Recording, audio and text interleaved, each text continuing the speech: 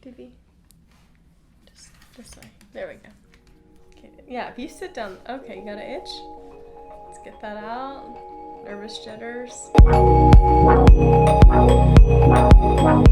I wanted to show y'all what I do for my summer everyday makeup. I typically don't leave the house just completely barefaced because I feel vulnerable and insecure without anything on, but I do like to keep it a little bit lighter when it's super hot outside and I am not going anywhere super fancy. I just like to have something on my face. So I wanted to take y'all through my routine because it's pretty easy, and I wanted to show you the products I use, and that's what I'm gonna do. And Phoebe's gonna sit here hopefully the whole time and watch like an angel. I have never in my life until recently applied sunscreen before my makeup because I thought it would mess up the texture or something, but it has become a necessary step in my getting ready process. If you're youthful and you're young and you still don't have any like problematic skin things, then start wearing sunscreen now because eventually it will pay off. So this is Control Corrective. It's oil free. It doesn't break me out at all, which is very important to me.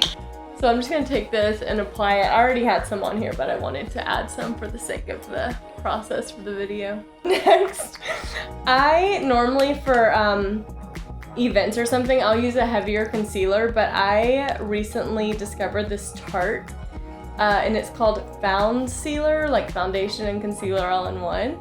And it has actually SPF 20 in it, so I have like a lot of sunscreen on after this, but this is the shade Medium Tan Honey.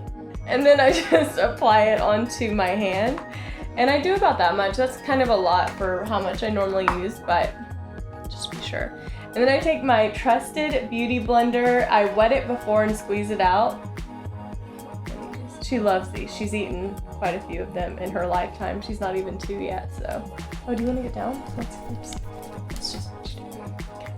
So then I just dip in my hand and I just kind of pat along my face like so.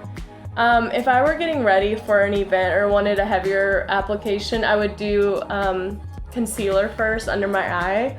But because this is kind of a blend of both, I don't feel like it's necessary, and I don't really need that extra step if I'm just running out to like run errands or something. Just kind of blend it into my neck just to be sure. So it's just a nice little glow. Excuse me? Ma'am? Alright, so after you apply the foundation, you're just gonna look at yourself for a moment and say, wow, that looks awesome. I'm glowing, I'm protected with SPF. Now it's time to move on. I never do that, but I should start doing that. Take some time. So next we are gonna take the Too Faced powder brush. I actually don't really use the right brush for anything that I apply that needs a brush, but it works, so I just go with it. And then I use this Hoola bronzer by Benefit. Looks like this. I've used this since, actually I used it the second season that I went on The Bachelor. We were in the airport and there was a Benefit Cosmetics vending machine, and I was so excited and I needed bronzer, and this is what I got, and I've been using it ever since. Fun little factoid for you. And I'm just gonna apply it right here under my cheekbone. I'm trying not to do like my normal face that I do because it's just not cute. And the other side. And like I said, when I'm doing this on my own, it's a very quick process. So this should be a quick little makeup tutorial for just a nice little summer glow to get you out of the house. I do along my jawline, and then I love a good nose contour. And I just dip this side, and then I just go along the nose right here. And then I just blend it out to the side. And then I'll just take my finger, because I don't want anyone to like see brown stripes down my nose. It's not the point of this.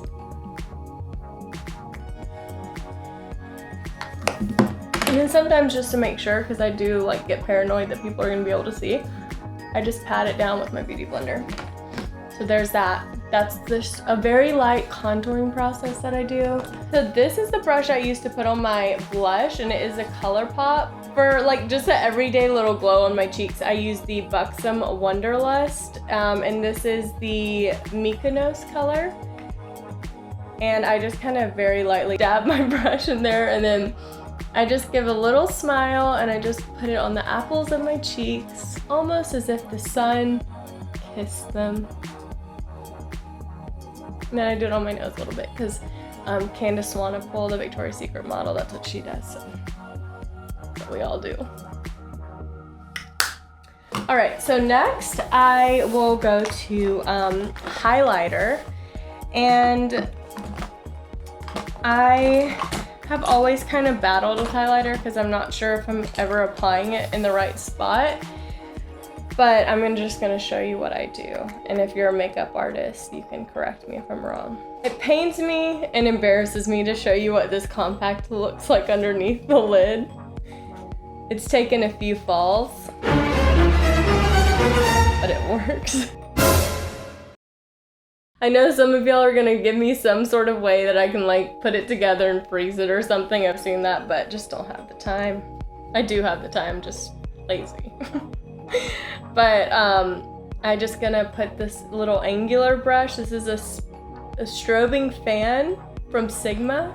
And then I just dab it kind of along where you would hope the sun would hit. And I think that's what I'm supposed to say, but it's hard to say if I'm doing that right. And then, like I said, I just like to pat it in with the Beauty Blender just to make sure it's not just like a streak of highlighter, because that's not cute. And then I do it right here above my lip because it's supposed to make your lip look pouty or something, I believe. Phoebe agrees, she loves the pouty lip. She doesn't really have lips now that I think about it though. Next, going to brows, which is one of my favorite things. It's probably the most transformative thing on my face once I do my makeup, because I posted on Instagram a little while ago some high school. Phoebe hated my high school photos, but I had a very interesting shape that I had tweezed my brows into, and I actually need to call my mom and ask why she didn't say anything, like stop, because they started about right here, I would say. They were like a little ball, and then they were just an arched line, as if I had gotten a Sharpie and just did that. So luckily they have grown back significantly since that, I mean, thank God. But I still have some spots that have been resentful towards me. So I use this Kelly Baker brow defining pencil. When Kelly Baker does my brows herself, there's nothing better, but I don't have that luxury. So I just like to fill them in the spots where they're like noticeably a little bit thinner. And I'm kind of far away from the mirror. I usually put my face like in the mirror to do this, so this could be a disaster. But we're here to have fun, so it's fine. Things aren't perfect.